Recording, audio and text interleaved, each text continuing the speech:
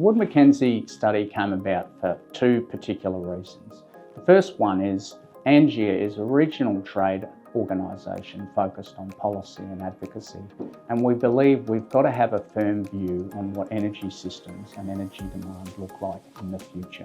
The second reason is that in January of 2024, the US administration instituted an LNG export permit pause.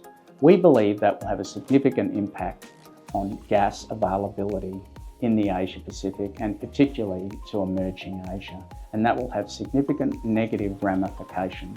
And so we thought to put together a data-driven analysis to show US policymakers, please consider this analysis and see the damage in terms of additional emissions that will occur in Asia should you not get rid of the US LNG export pause in a fast fashion.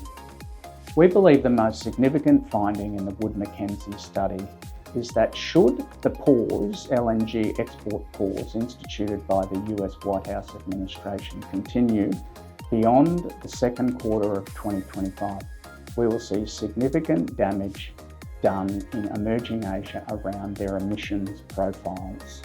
Natural gas is needed in large volumes, particularly in Asia, as they decarbonise and move from coal and oil to gas-powered and gas-based industrial processes.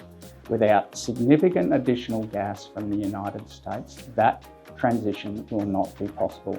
Should the pause go much longer beyond the end of the first quarter in 2025, we think it will impact supply to the region and will only reinforce and reinstitute additional coal-fired power generation and other heavier emitting fossil fuels for industrial processes. The biggest risk that comes out of this Wood Mackenzie study that's highlighted heavily in the study for readers is the negative impact on emissions in Asia should this pause go on beyond the first quarter of 2025.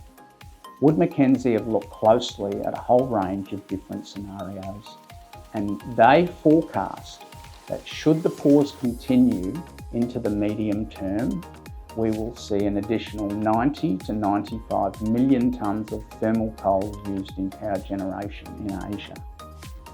That will amount to more than 200 million tonnes per annum of emissions.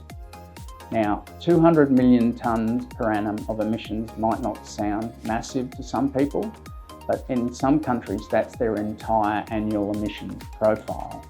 So the most stark, alarming finding is that should the pause continue, additional coal will be used, additional emissions will occur, and the move to decarbonise across Asia will stall or even stop.